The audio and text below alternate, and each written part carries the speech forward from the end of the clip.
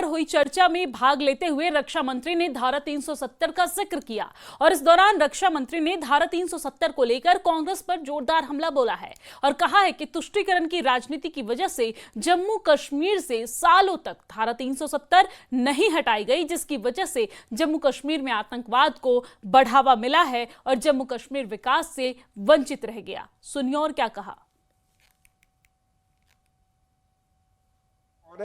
तुष्टीकरण की राजनीति के कारण ही इतने सालों तक जम्मू कश्मीर से आर्टिकल 370 नहीं हटाया गया, जिसके कारण वहां आतंकवाद को बढ़ावा मिला, जम्मू कश्मीर विकास से वंचित रह गया। इस भूल को सुधारने का काम भी यदि किसी ने किया है, हमारे प्रधानमंत्री नरेंद्र मोदी जी ने किया है।